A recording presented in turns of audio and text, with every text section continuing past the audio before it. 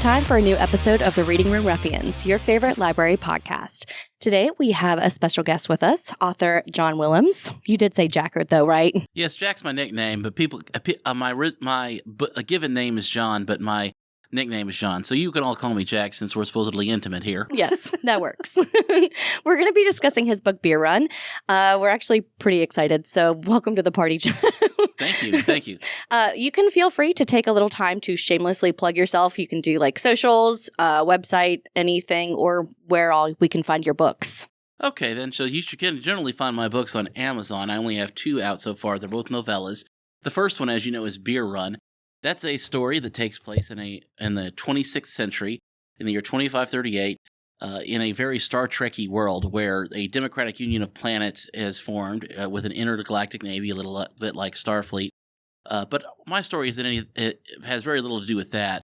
It mostly revolves around Bill Stelton, a guy who runs a microbrewery on the moon. The moon has been settled at this point by humans, and there's various bubbles with self-contained, ecospheres in it. Bill is the son of Professor William Stelton, who created the first android with a positronic brain. Means he can think. The original android, his name was A1. He changed his name to Isaac Stelton later. Bill, he's kind of Bill's brother because they grew up together.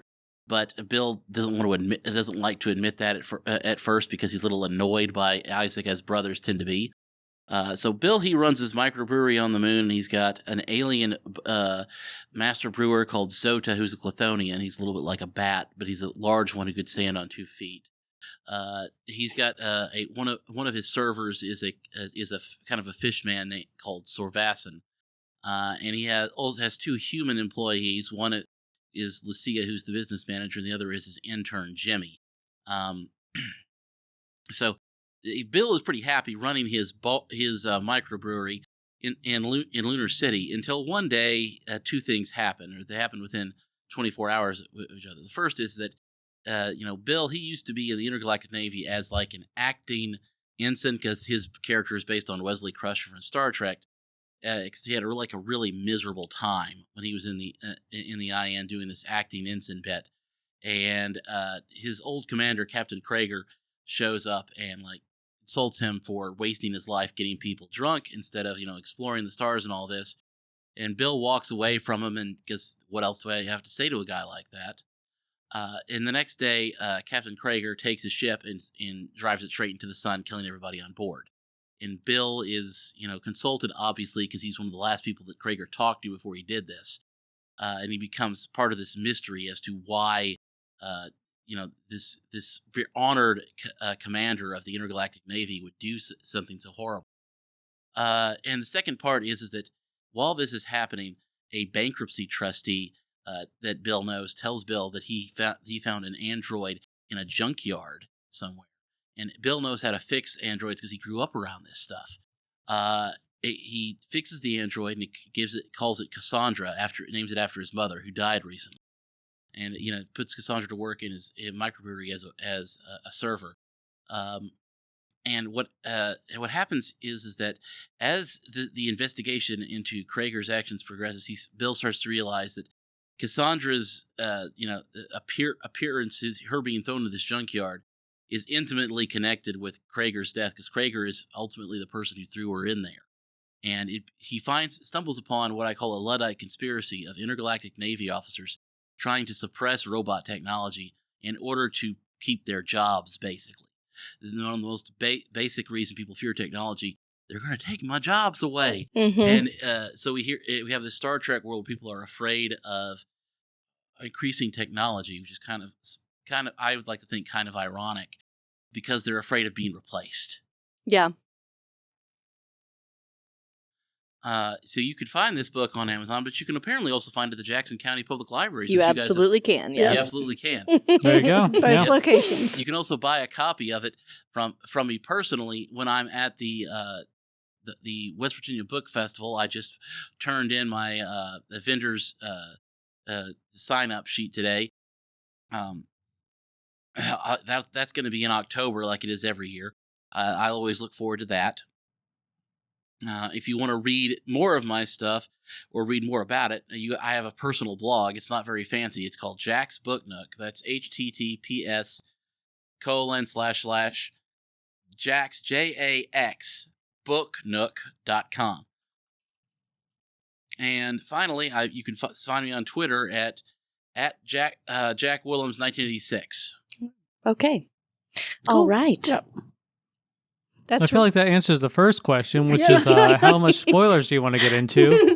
Because apparently it's all of them. It's fine. I haven't told you how the book ends yet. There. True. We don't know how the book ends, but that was a lot of like the I guess the we meat don't have a little to read bit the of there. synopsis The or highlights. anything now. That's it. That's good. You see, here's the thing: is when you're trying we're to good sell there. a book to people, they actually want to know how the book ends. They want to know it in like the first letter you send to them, because otherwise, these people they don't want to. You wasting their time. Yeah. Yeah. No, I understand that. Yeah, it's I thought it was funny. Okay, so one thing though, I didn't pick up on the Wesley Crusher like equivalence here. I see it now a little bit more. Yeah. Right? Like, let's pretend Wesley like got out of Starfleet and started doing this stuff instead of he did that weird stuff with being taken away by the Traveler or whatever. I don't remember exactly. It's wild stuff.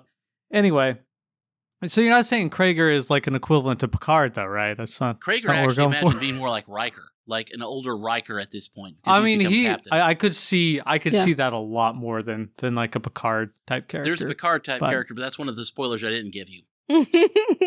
Oh, there you go.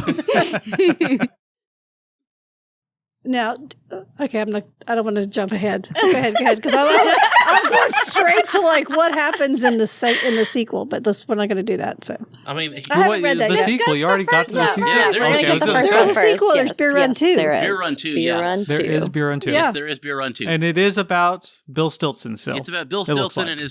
and his crew, and it's after he comes back from uncovering this Luddite conspiracy. I don't want to give you too much, but essentially Bill has been framed as a cannibal in a QAnon-like online conspiracy theory. And he has to help, and his intern Jimmy is going to help him figure out how to get rid of this. Yep. That sounds, man, sounds a lot she's like so an Ariel excited kind right of book now. right there. I like cannibal books. It's Like, uncanny. I mean, you always get 'em, She so. always I picks don't them read up. synopsis She of doesn't books, try. and I just pick them up, and they almost always are about cannibalism. Well, if you want to read another book about cannibalism, Beer Run 2 is available. There we You go. probably should read Beer Run 1 so you can keep up with the plot. Yes, absolutely. So funny. It's like, that is hilarious. Oh, her face was so happy. I can't help it, man. So the characters in the book, I know you based some of them on, and I did pick up on the Wesley thing, but I was like, oh no, that can't be right. But I guess I was. Well, yeah. Here's the thing: is that Wesley? So, the character the actor who played Wesley Crusher, and Will Wheaton. For a minute there, I forgot that because I'm terrible with names.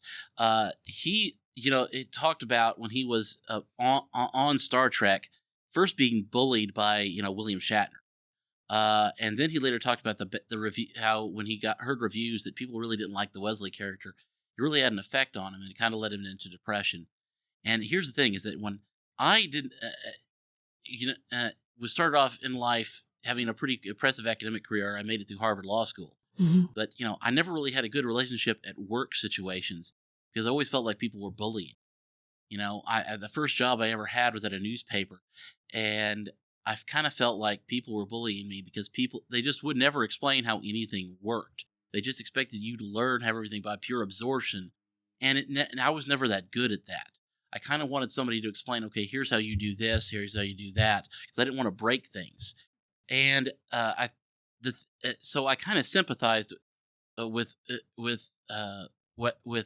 Wheaton because I was kind of dealing with my own stuff as I was writing. I've had a lot of really bad bosses in my life. It's not good. Yeah, it's not good. And writing is kind of I get that vibe. I get that vibe from the book. Yeah, writing is a way that I is a way that I kind of deal with that. So that's that's definitely going to come out in the book, as I think. So you kind of relate to the main character. Yes, That's what I was going to ask too. I based it on Wesley Crusher, but I relate to the main character a lot. I think one of my favorite funny parts was what they called the moon the lunatics that Yes, were the like lunatics. totally. Yeah, Lunatics was a That good was name. like that is hilarious. Because If you like the Lunatics, you'll like the second book because they're actually featured pretty prominently. Oh, are they? Yeah, they're the people who are in favor of the conspiracy theory where Bill's a cannibal, and Jethro is one of the leaders. So I just thought it was funny that it's like they thought that Earth was taking all the oxygen from Yes. the the moon, moon. and taking it back to Earth instead of the other way around. Yeah. It's like, okay, we'll just see how that works out. Just stop it all and see what happens. Yes. Crazy. But there's people like that. Yes, Yes. there are people. Yeah. There definitely are. It was definitely a kind of parallel to what's, the atmosphere now. Like, Mhm. and obviously totally different ways, but also similar. So, yeah. Well, you see, nationalism is built into human nature. We as a species, we evolved. We didn't evolve in liberal democratic societies. We evolved in the Serengeti, as isolated tribes. Mhm. And it's not unusual during those first 100,000 years of human existence that all the other tribes wanted to kill you and you wanted to kill them, and take their women folk and all their food. And so we shouldn't be surprised that there's a part of us that gets expressed in electoral politics that fears anything that is outside of the group. Mhm. The problem, of course, being is that what the group is gets kind of confused in our society because traditionally the average tribe was not more than 100 people. And I don't think you ever heard of the Dunbar number. The Dunbar number is that there's only about 150 people in your life that you can truly care about. Everything else outside of that is just an abstraction. They're just an idea that exists in your head, and that's how things like stereotypes and prejudices get started off. Because until you actually meet someone and interact with them on a daily basis, they don't exist to you as a real person. Because you've only got 150 slots in your mind that you can actually care about. You got to kind of portion them out to the people that you actually interact with on a daily basis. Mm-hmm. I don't think there's yeah, a, no, there's I about I've always 150. contended that Yeah, I was going to say, yeah. I've always contended the Dunbar number's a little bit high. Probably is a little bit high. But no, I understand what you mean. Yeah. Like this is a thing. It's for outgoing Like people, the not us. tribalism exists. It always has existed. It probably always will exist. When realistically, it should be more like the people, like humans as a species, should be more of our focus. But yeah, no, this always happens. Totally makes sense why. Mhm. I have no doubts that even in some sort of post-scarcity world, like a Star Trek type future, like you've described here, there will still be people like these lunatics, as you call them, Yeah. that exist. So totally, I get it. It makes sense. Yeah, definitely. I just love the name too, because it's like, yeah, Yeah, that's the name true is in good. every sense of the word. Like, Yeah. Well, I mean, it's the perfect name for them, given the fact that they are on the moon. Yes. Yes. uh-huh. Yes. So, Mm-hmm. Okay. And deliberately ignore historical precedents for Yeah. things. So. And like scientific facts, like, the moon's making its own oxygen. We're not, Yeah, and we're totally. stealing it. well, I mean, they probably in these. Oh no! What was the other thing? These bubbles that they have that people live in, they probably do have trees and. Well, yeah. Yeah, they probably is a little bit. They produce do make some of their some, own oxygen, I'm sure. not enough to survive on their own. Yeah. No. Which common sense. But also, is- what was it? 200 million people are leaving the moon every year, Yeah. despite the fact there's only 300 Oh, million yeah, people. yeah, yeah. I about died at that one. I was Yeah. just like, that sounds so difficult. Well, sometimes math works for me like that. It's like all right, crazy. who had questions about the actual book? Otherwise, I'm just gonna go into stuff. I think Mallory, you said you had worked on I some. really just had, I did this thing where this time around, because it was a shorter book, I'm really bad about highlighting things from notes, and, it's then 500 things. But I got some of my favorite quotes from early on in the book, and I thought they were just absolutely hilarious. And then also there were some that were very relevant. So my favorite from the first half of the book, what universal, okay, no, we're going to have to bleep me, and I'm not sorry about it, but what universal force of cosmic unholiness brought this stain to my door? I laughed so hard when I read that. I was like, that's a good great line. line. I relate to that Yes. line a lot. Yeah. A lot. I've thought that. Yeah. Sure. Yeah. The rest of them are really just like parallels to kind of where we are today. There's the people here are very generous and welcoming. They wouldn't tell you to go back to your own planet, not to your face. That doesn't stop them from wondering if they really would be better off if you weren't there. And I was like, that, Mhm. wow. Mhm. Like, this Yep. this is a book that's full of, it's humorous, but it's also just like a really good study of us. Yeah. And, especially what's happening now and, people. Thank you. That's what I was aiming for. Yeah. So I liked it. Mhm. It's very good. Yep. It made me actually want to try craft beer, and I don't like beer. Yeah. I don't like it. But I'm I not was a beer thinking, person either. well, this is like micro beer. I might have to try it. It was like it was a real thing. But it's like, Okay, no, you know no. how you do. And for Here's those a very moments good of your relevant life question. you're reading, it is a real thing. Yes. So, yeah. Yes. Here's a good relevant question. What is your favorite style of beer? Barley wine. Yeah, Barley wine, really? Yes. I know, high alcohol content, but that's generally what you need in order to really give the beer flavor. And I have to say that I am quite fond of barley wine. I am a little bit miffed by the fact that the local breweries downtown have not put out a barley wine on tap for a while. And they used to have a pretty good one at 5th Street, and they used to have a pretty good one at Black Sheep. They haven't brought it back, and it has to have been a year at least. And I've got to say that I'm disappointed by that. On a day-to-day basis, because barley wine is so difficult to find, I enjoy IPAs. Once again, I prefer the double IPAs. You get a little bit higher up in the IBUs and in the alcohol content, and that'll really get you going. As Zach, you can't see me, but all of them can. I'm a very big man, and so in order for me to get the effect of alcohol, I have to have a little bit more of it than the average person does. So I have to say that I I feel you. Yeah. As We somebody don't who's not a judge. very big Yeah, no, fan, we don't. We I don't also judge don't need it. alcohol consumption. We're not dry people by any means. No. I haven't had much barley wine as just because they do not sell it around here. If you go for the microbreweries, almost always it's IPAs, just because apparently that's the easiest brew to make for a microbrewery. That's what I Yes. hear. I'm more of like a stout and like a porter type person. I like the dark beers. Also a little bit higher in the ABV, lower in the IBU, but it's the same sort of idea, right? Absolutely. I have had barley wine before, and it is excellent. You just cannot find it anywhere. I agree. It's I hard didn't to even find. know it was a I've thing. never even heard It's of it. difficult Yeah. to find, yeah. It is, though. It's a thing. It's a difficult to find beer that generally, especially, I think it's a little bit more difficult to make. I'm not entirely sure, but it must be because the microbreweries just don't do it.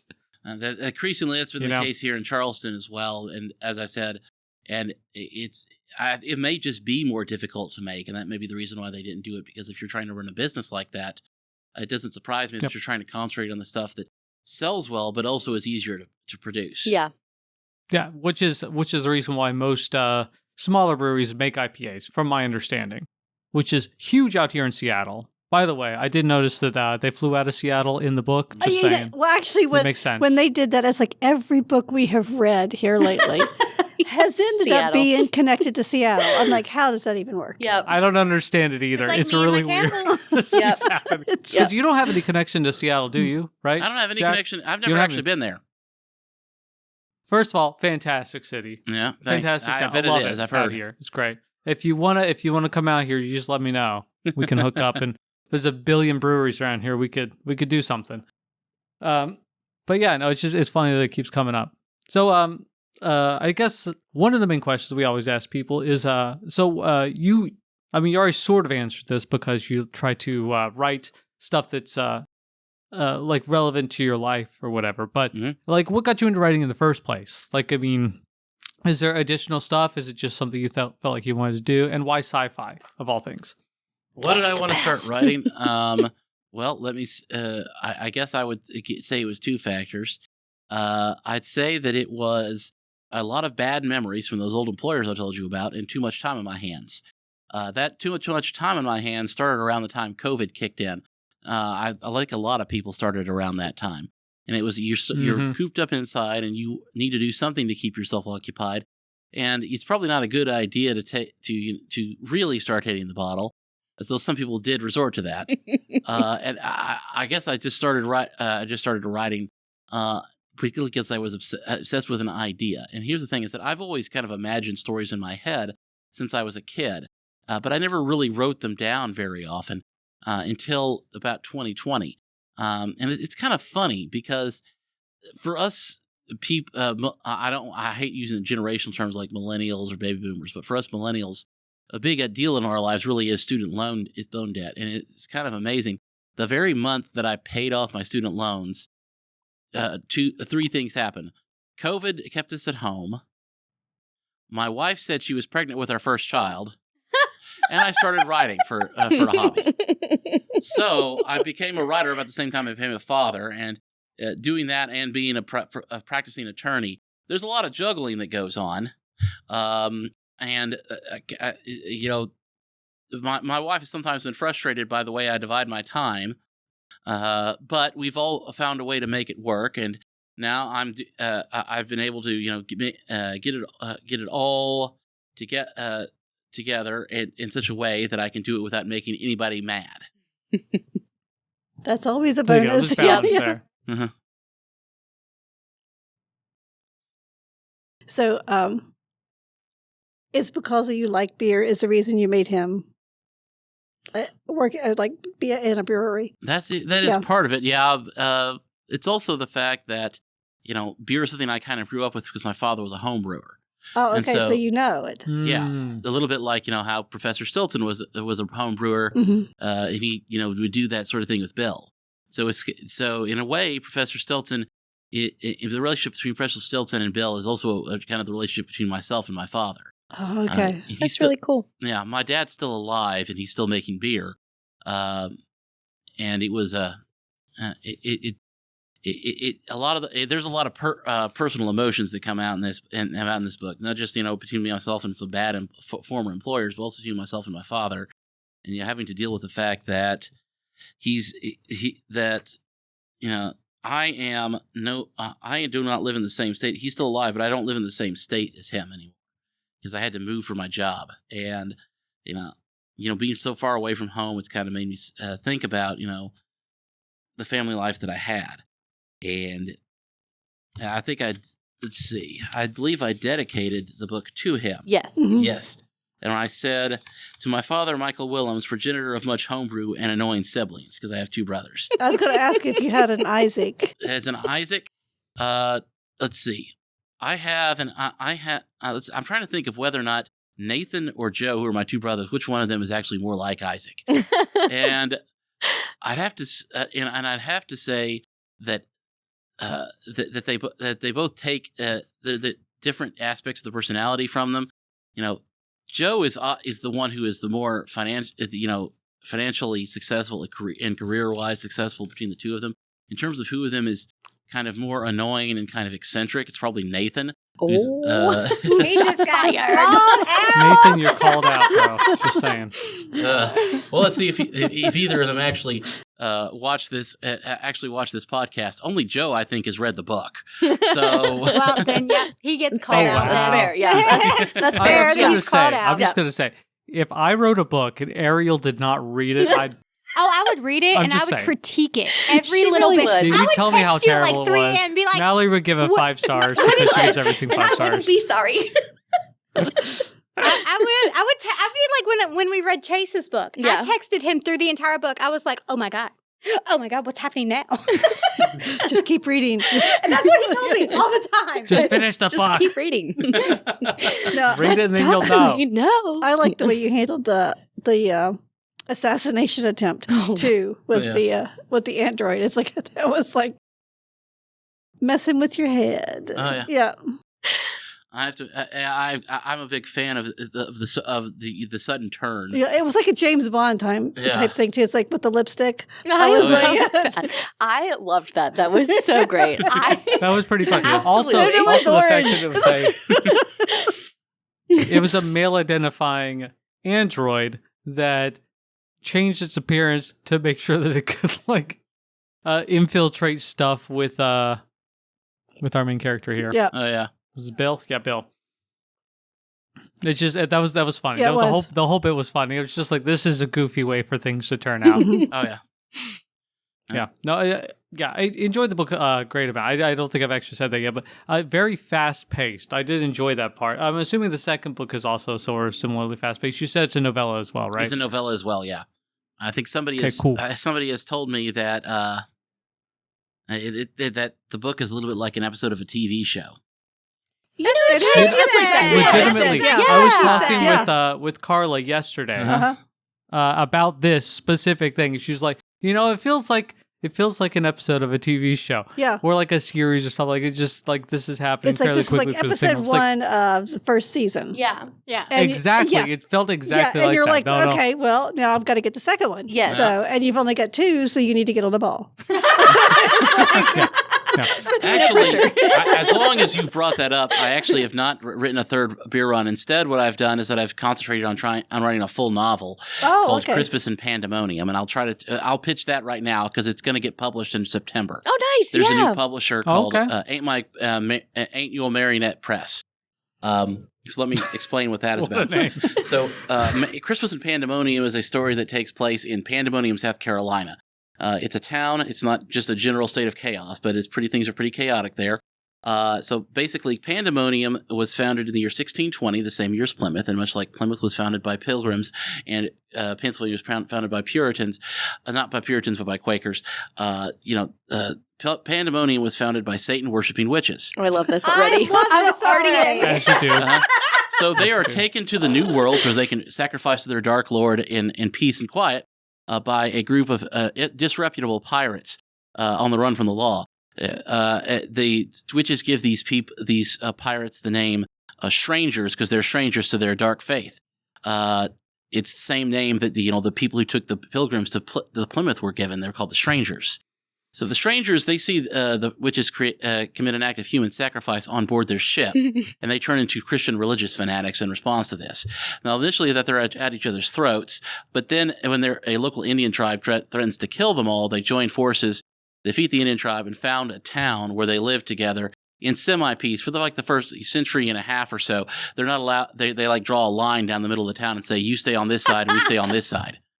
400 years later. I imagine this happened in the year 2020 to 2021 or so, because this is when I got the idea for it.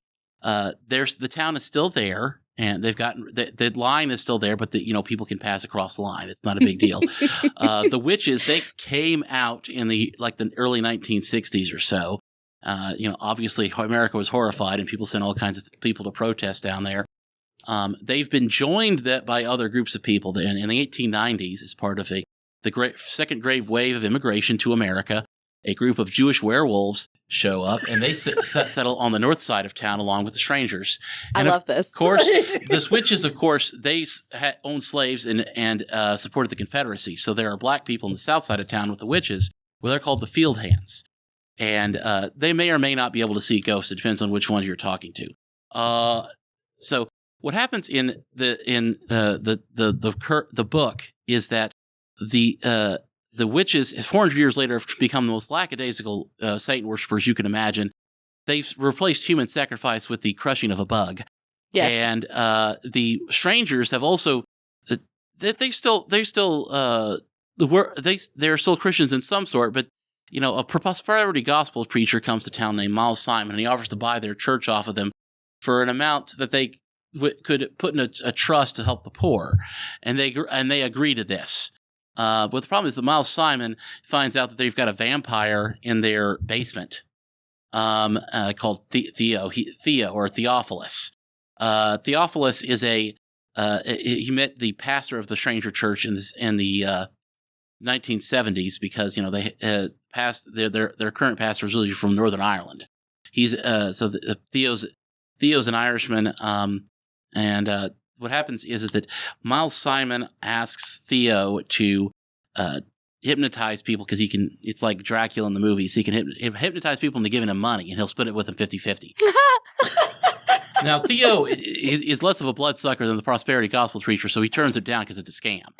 And he's been part of too many scams in his 400 years of life. It never turns out well. So what happens here is that Miles, Simon gets frustrated, and he, does a little research and finds out that there are other vampires in the world, and one of them Theo's rival Scratch is buried in the same crypt that Theo lives in, under his ottoman. And so Simon finds out you can resurrect a vampire from the dead, and wonders if this Scratch person will go into business with him where Theo won't. Oh my gosh! Now, needless to say, Simon succeeds to resurrect Scratch from the dead. Scratch promptly kills Simon because it was just the means to an end to begin with. And now the locals have got to put Scratch down in the midst of the Christmas season. Wow, this is so fun. Yep. That'll be our next Christmas book. Yeah. Well, it's supposed to be coming out in mid-September, so that's what I'm that'd telling you be now. good, perfect. We usually record a couple of weeks ahead, so yeah, that's Gotcha. There you go. I still think they should go back to human sacrifice instead of bugs, though. Well, they started with human sacrifice, but then when they started this town, they drew up a constitution called the Bargain. It's like a devil's bargain. So they said the witches have to give up human sacrifice. You can do a goat now, and so they agreed to do a goat. But then some point after the Civil War, they thought the goat's a little too much. Let's do rabbits. And then some point in the 1960s, around the time the Civil Rights Movement happened, they said, well, the rabbits, when we kill the rabbits, that disturbs small children. So we're going to we'll replace it with a bug. And so now they've got, the current satanic high priest is a guy named Acton Ravenwood. He doesn't believe Satan is real. He got this job because he couldn't get into he got into Cramner, and then his grades were so mediocre he really couldn't get a job doing anything else. He didn't leave town. His parents were rich, so he has a trust fund. It's a part-time job. He really is just not really dedicated to this whole Satan worship thing. These are very mediocre Satan worshipers. Maybe they're like Christmas and Easter Satan worshipers. So that is a hilarious way of putting it. I think because you have the Christmas and Easter Christians, so having a Christmas and Easter Satan. Yeah, and I think it's funny. Okay, no, that makes sense. I get you. Stepped their way down at some point as Satan worshippers. I just think it's funny. I think it's hilarious. It's like at some point, to be fair, bugs are a lot easier to kill than like rabbits or goats or people. It's like that makes sense. Crush it. I like bugs. Yeah, but that's what makes it a sacrifice. Yeah. So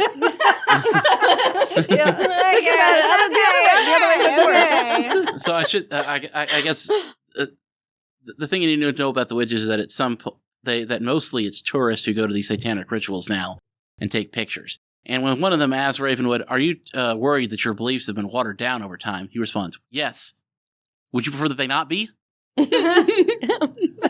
That's fair. That's a good point. Yep. Yeah. That's fair. That's a good point. That is hilarious. That's going to be a funny one. Yeah. That sounds fun. So you said that's coming out in September. What's it called again? Christmas and Pandemonium. Christmas and Pandemonium. Okay. Listeners, make sure you check that one out. Yes. That sounds like it should be fun. I'm going to check it out, definitely. Yes. I should have copies for it at the West Virginia Book Festival when it happens. Because we'll be there. October, because if it's getting published in September, I should be able to get the book, all that done at that time. Yeah. And I'll remember to bring checks this time.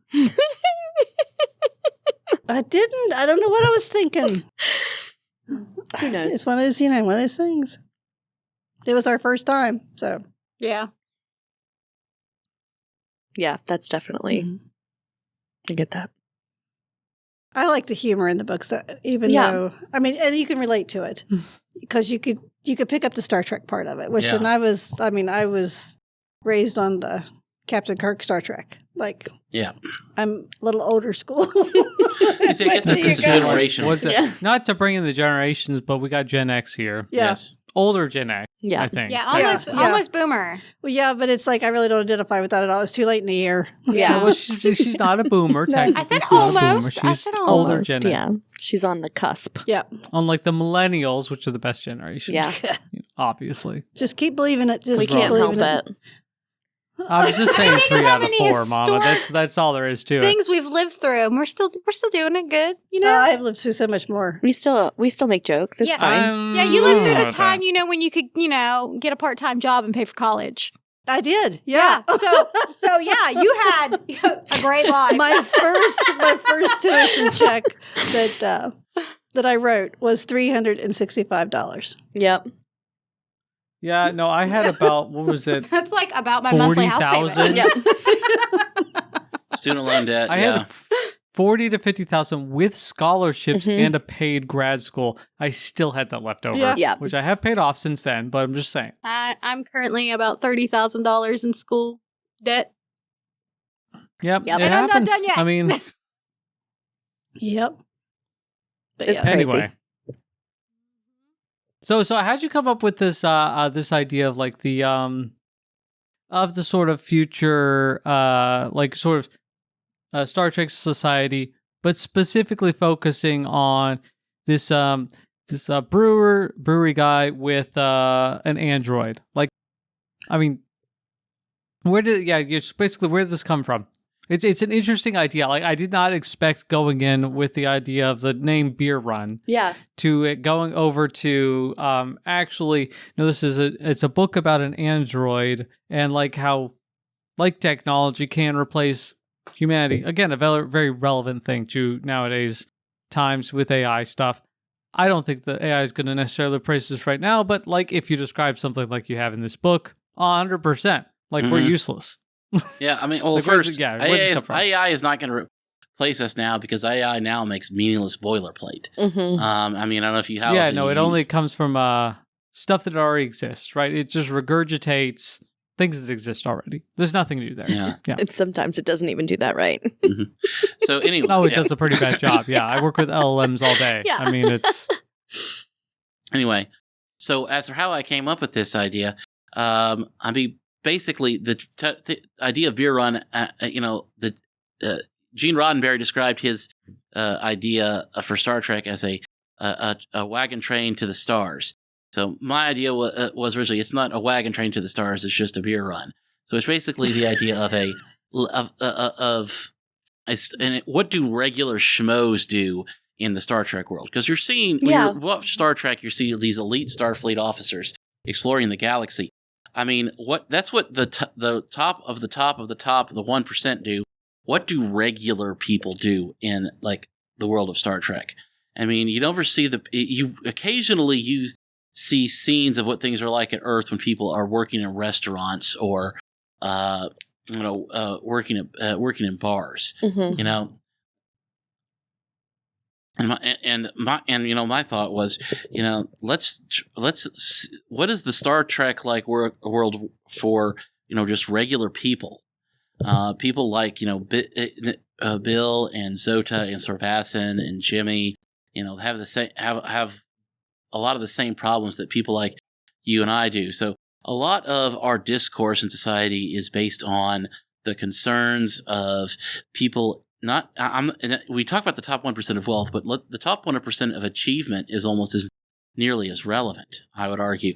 So, I mean, I went to Harvard Law School, and I think that what happened was that I started thinking in terms of what what these hyper meritocratic people achieve, and then I came back to Arkansas, which is originally what my home state was. And it's a radically just different world where they don't even speak the same language and they don't think in the same terms. I had job interviews at Harvard where if you ask what the pay and benefits are, they cross you off the list because you should know that already. In Arkansas, I didn't ask questions like what are the pay and benefits, and the guy brings it up himself and says you didn't even ask what the pay and benefits were. People think in entirely different ways once you get into that higher echelon of society. Mm-hmm. And so that's where the entire idea of Beer Run was that, look, I mean, when you're watching Star Trek, you're seeing this hyper advanced society from the perspective of the top 1%, the people who achieve the most and have the highest status in society. What happens if you actually go down and see what regular schmucks do? And the society you see is not bad, but it's also it's not very glorified. Mm-hmm.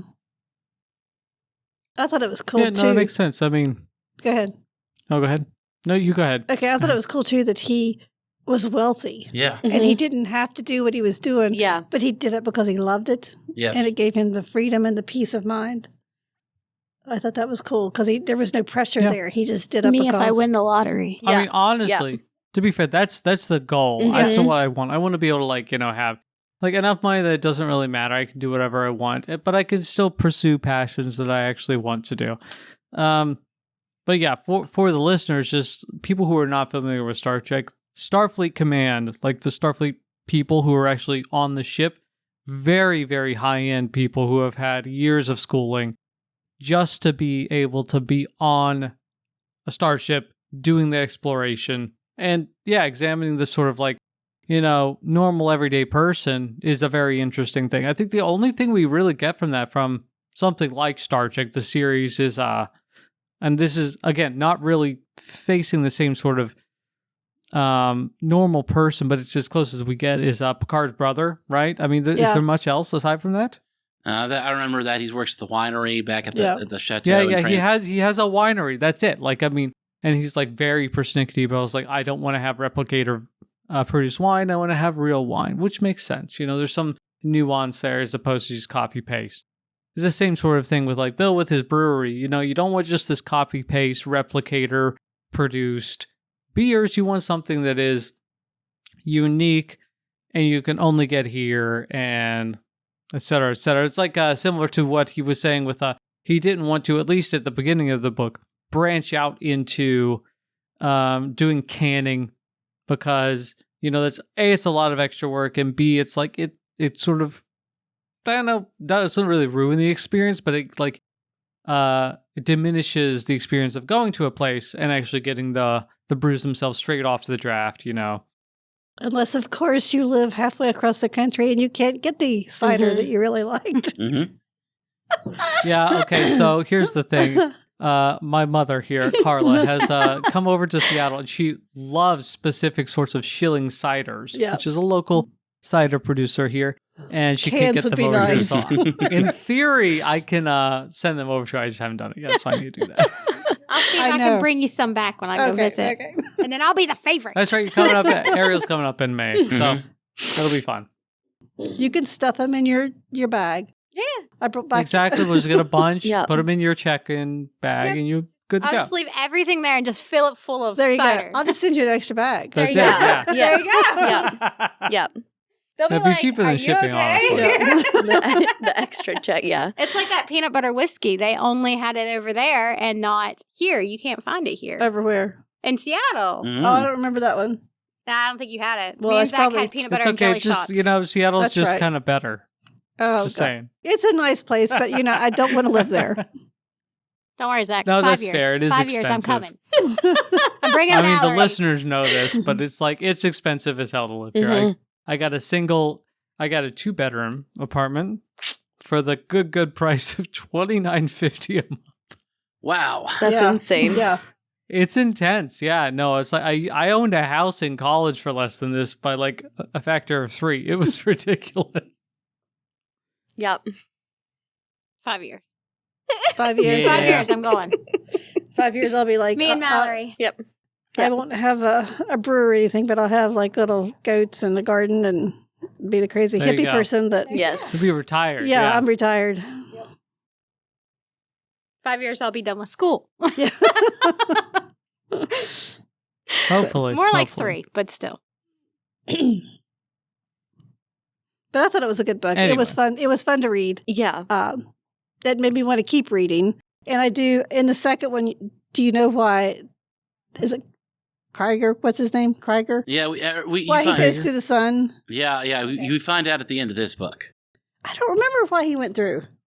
Basically, No. It made sense. It was, at least in my interpretation, now you can correct me if I'm wrong, it was because of this idea of, he wanted to remove the witnesses of the fact that, like, basically all, like, everybody in the IN could be replaced by just a single android yes. per Also, ship, he was effectively. just right. Killing getting off all rid the of his witnesses. crew because they knew that. That and despair. Yeah. Yeah.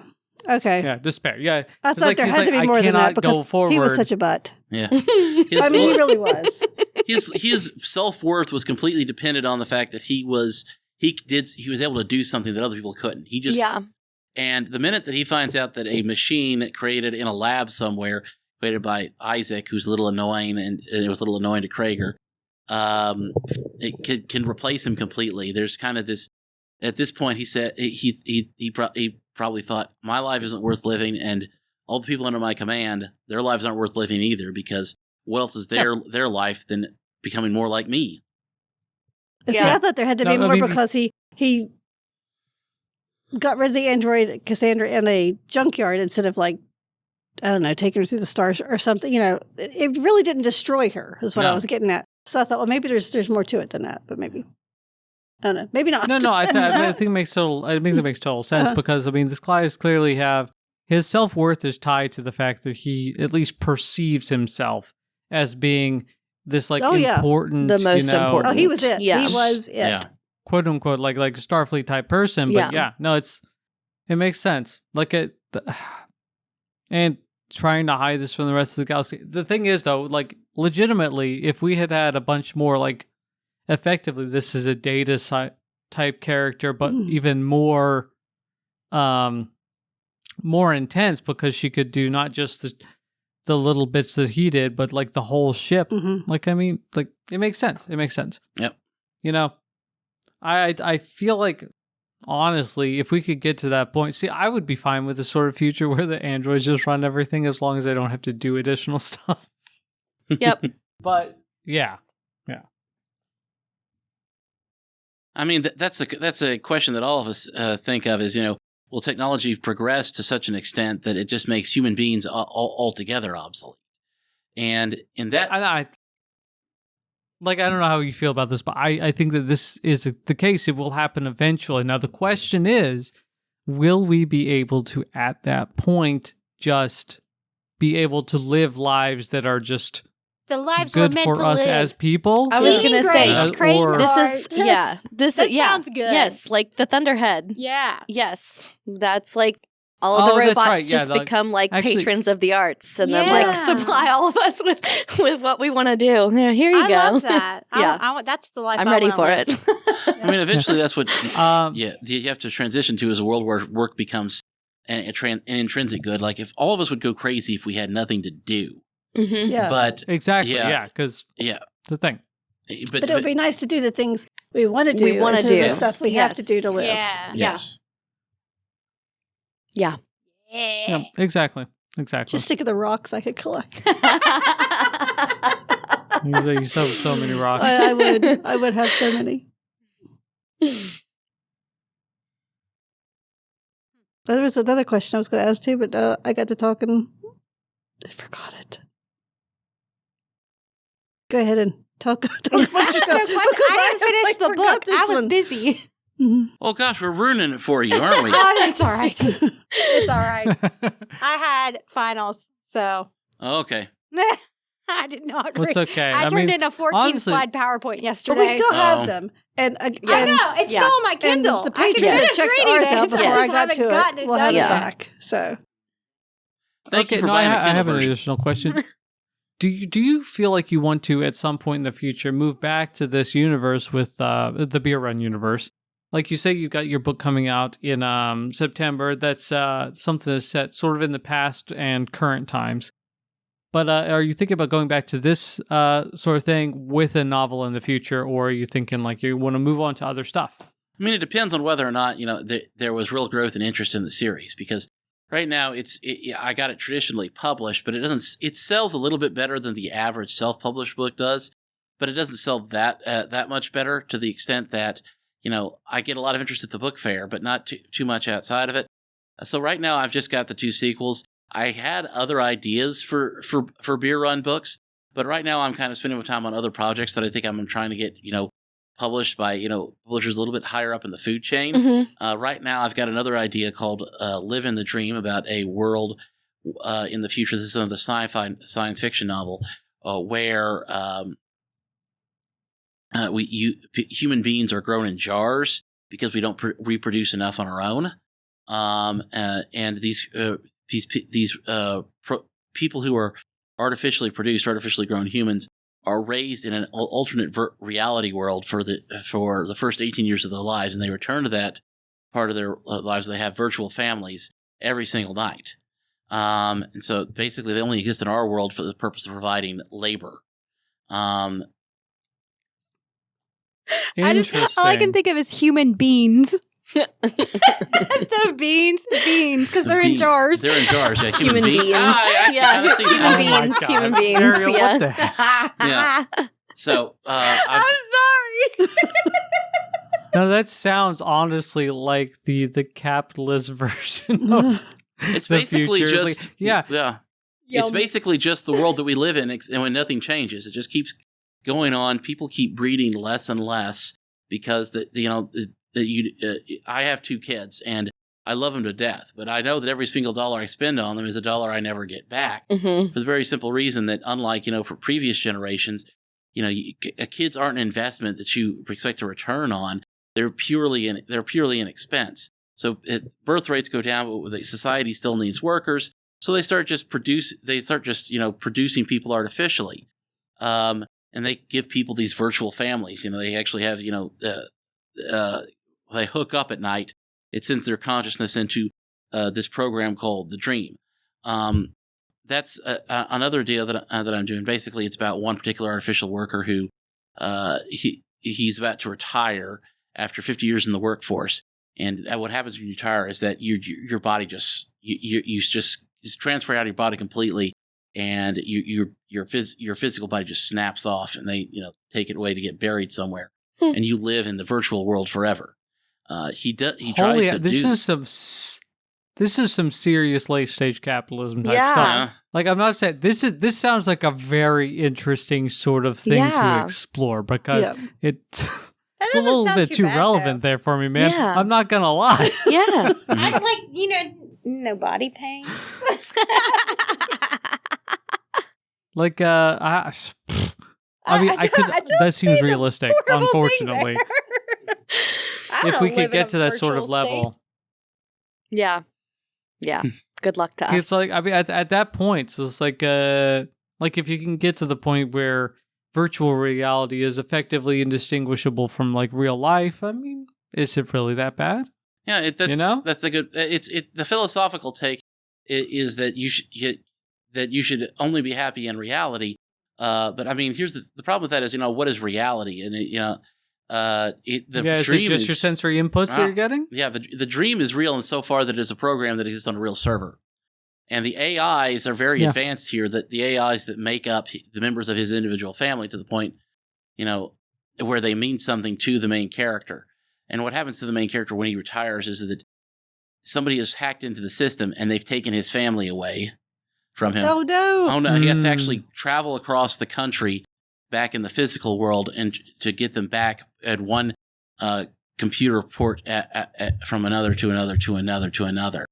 And it's a journey to recover the different programs that made up his family, his parents, his wife, his kids, his dog, until eventually he gets them all back, and he has to kind of travel across this hellscape of a world that what has been accomplished, where 80% of the people are grown in jars and they spend most of their lives hooked up to a computer. Wow. So what happens to the people that aren't? I mean, do you address that at all, or are they? Okay, there are some natural born people still. Some people still do give birth, but they're very.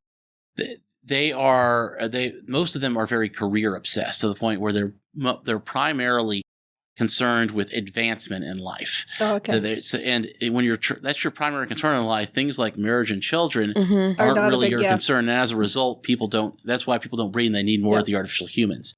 As he's in the main character's name is Lucas. And as Lucas explains to his mother, who's as I said, is an artificial intelligence program in the cloud, when they're sitting on their couch, all of this is actually just a part of the part of the virtual reality program. And his mother asks, "Well, do you ever worry about the fact in this physical world that you go to and every day? Do you ever worry about the fact we're based in that world? There are servers that exist on. The AIs are intelligent enough to contemplate their own mortality." And he says, "Look, the people we serve in that world, the natural born people, these human race, They're a dying race because they just can't be bothered to breed anymore. They're too busy achieving things. And they achieve so much, they don't worry about their own existence outside of that. And eventually what's going to happen, we never see this happen in the book itself because there's only so much room, but the human race, as defined by people who give natural birth to other human beings in hospitals, is kind of on its way to extinction for the very fact that there's just no desire to perpetuate the race, and people are so concerned about social status and achieving, achieving advancement and attaining things like power and money. They just can't be bothered to breed, and that hasn't happened yet. But everyone knows that it will. The natural humans know that, and they can't stop it because their own careers are so important to them that they can't even change their own behavior to stop the end of the world. The artificial humans can't stop it because they don't want to. Yeah, they don't. The natural humans exist and employ them and exist as kind of aristocrats in their world, and they're not very nice. And so the artificial humans don't care enough about these people to keep them from dying out. Mm-hmm. The one thing that Lucas worries about is the fact that, someone's going to have to keep most of our social life is in this virtual world. Someone's going to have to keep the servers running. They are things that exist in the physical world. I guess we'll have to take turns when the human race finally goes extinct. Mm-hmm. I mean, it's everyone knows it's a problem, but no one can be bothered to come up with a solution to it. That sounds I was going to say that's par for the course anyway. So.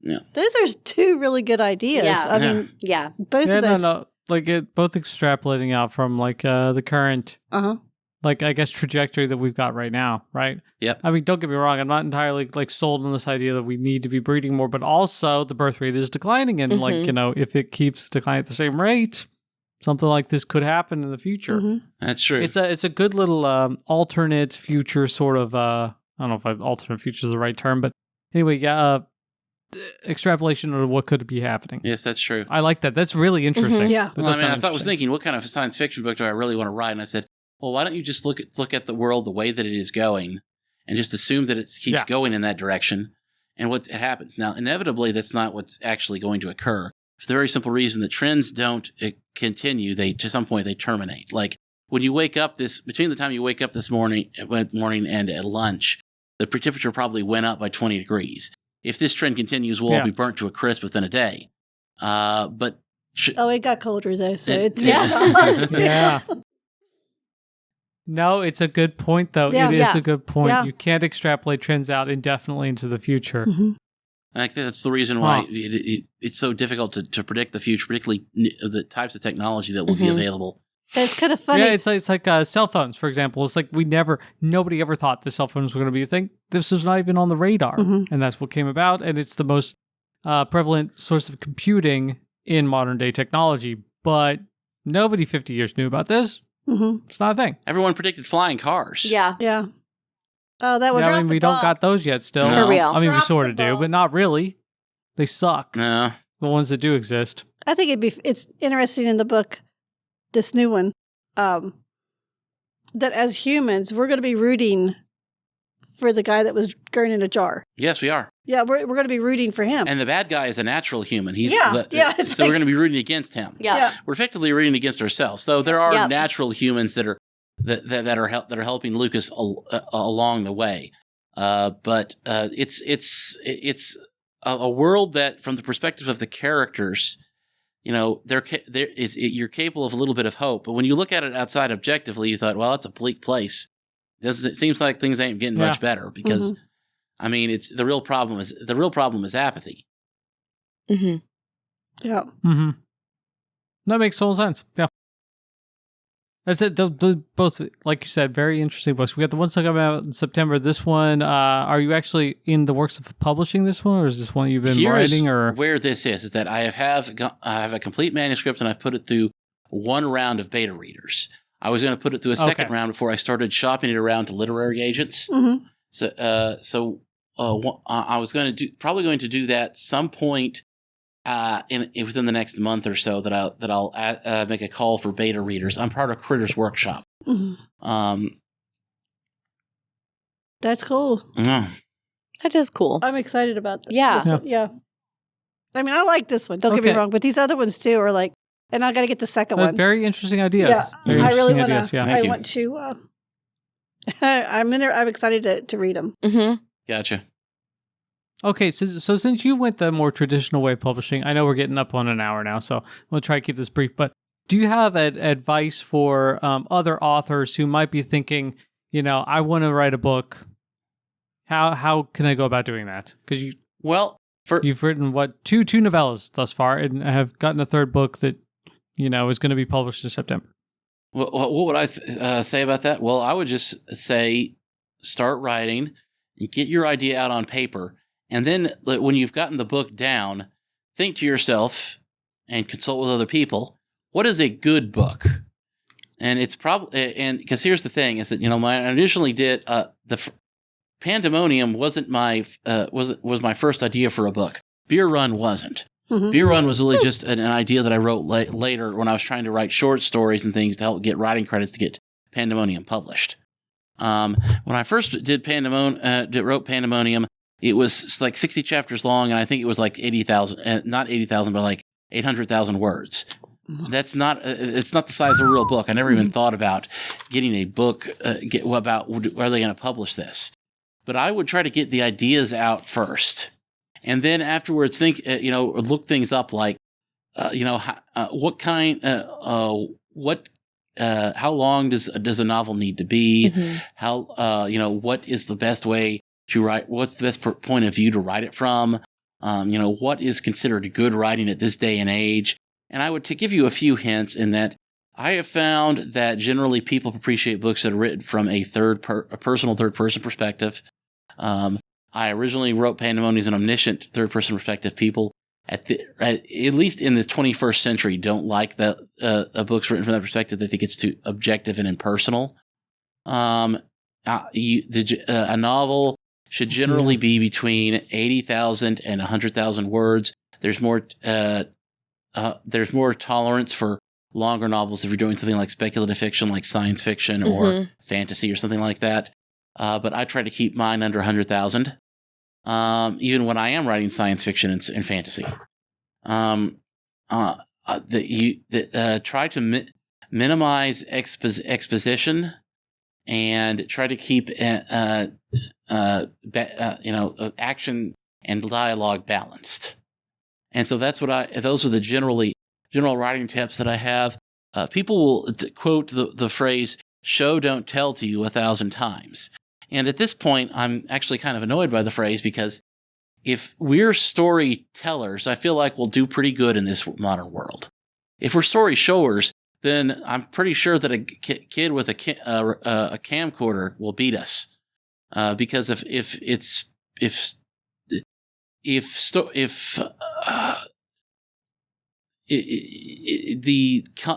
all those rules I just gave you are part of the emphases in modern writing, and that I won't hide the fact from you that they make character development easy, but they make world building hard.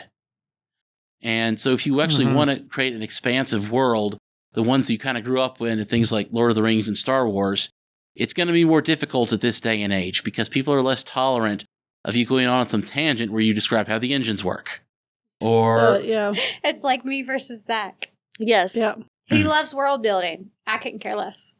Okay. I mean, that's a different taste, but it seems like, the writing at this day and age has become a lot more character-centric. It's like the biggest novel of the 21st century was the Harry Potter series.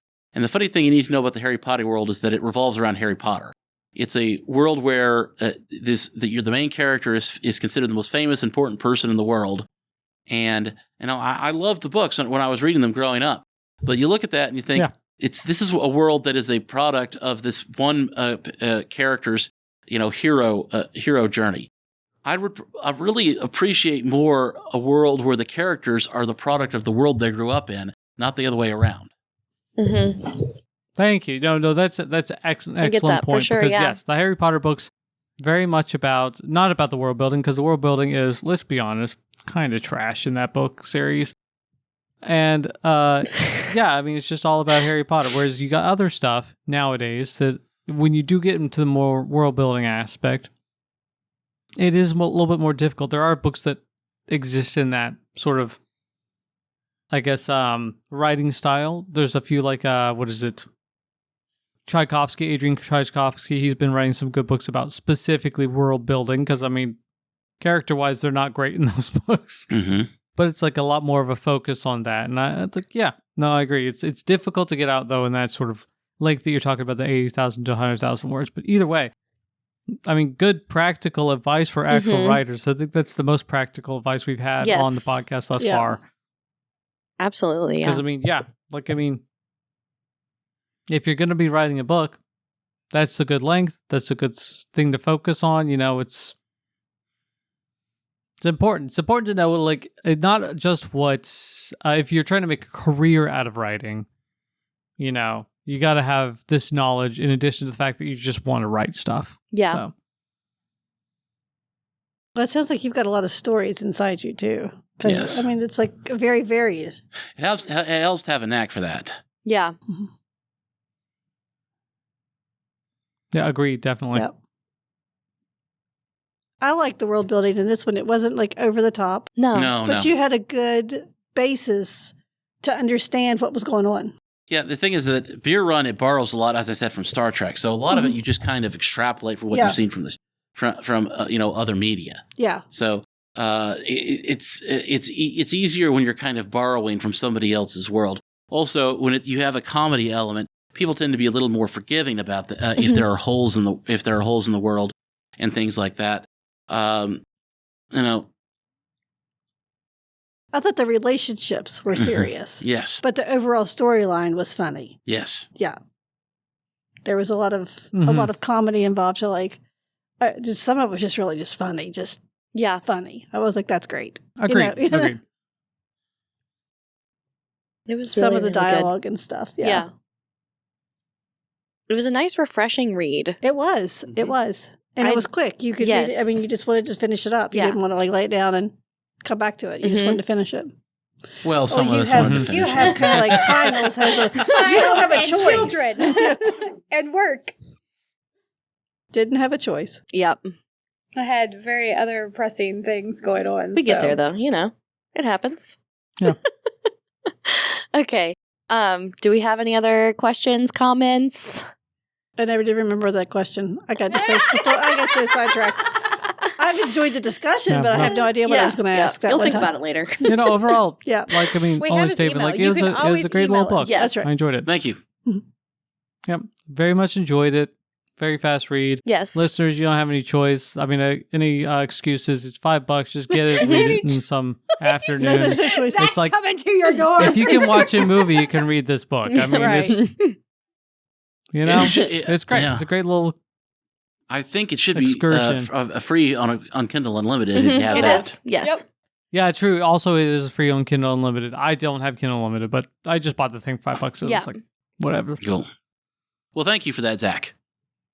Yeah, no problem. I got you, bro. I got you. I'm going to order the second one because I want to know what happens. Yes. Yeah, I'm probably going to get that one too. Not gonna lie. At this point, I should have gotten Kindle Unlimited. Yes. I'm just saying. Yes. With all the books that you've had to buy for this, But also, screw Bezos. Yeah. I don't like that guy.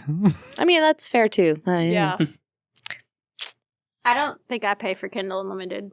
I think Michael pays for that. I think, this is the first time I've ever been mad somebody checked out a book. I was like, there you go. Oh yeah, she It's was not really good, bad. I was like so bad because I went to go get it because I thought, oh yeah, that just got out on the shelf. You know, I'll just go get it and read it real quick. And it was not there. It's like every time you order a Libby That's what book. you get. Yeah. And I was like, I shouldn't have even put it out.